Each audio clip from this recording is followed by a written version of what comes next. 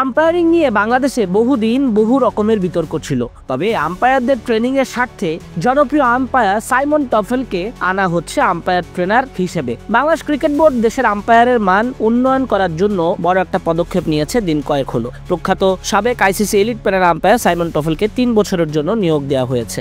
এই চুক্তির সময়ে সাইমন টফেলকে দিতে হবে প্রায় 8,35,00,000 টাকা। এই চুক্তির আওতায় টফেল ও তার প্রতিষ্ঠানকে মোট $685,000 মার্কিন, যা বাংলাদেশি টাকায় বিশাল একটা অর্থ, প্রায় 8 কোটি টাকা প্রদান করা হবে। প্রথম বছর $3,30,000, দ্বিতীয় বছর $1,80,000 এবং তৃতীয় বছর $1,75,000 নেবেন টফেল ও তার প্রতিষ্ঠান।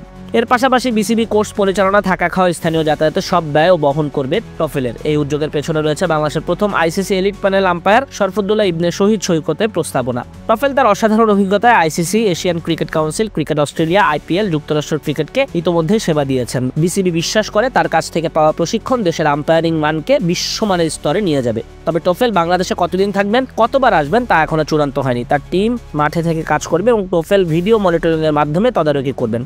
এই চুক্তি বাংলাদেশের ক্রিকেটের ভবিষ্যতের জন্য একটা বড় সুযোগ। যেখানে আন্তর্জাতিক মানের আম্পায়ার তৈরি করতে বড় বিনিয়োগ করা হচ্ছে, সেখানে বৃহত্তর স্বার্থে 8,35,00,000 টাকা বিসিবি মনে করছে দেশের ক্রিকেটের জন্যই আমূল পরিবর্তন এনে দিবে।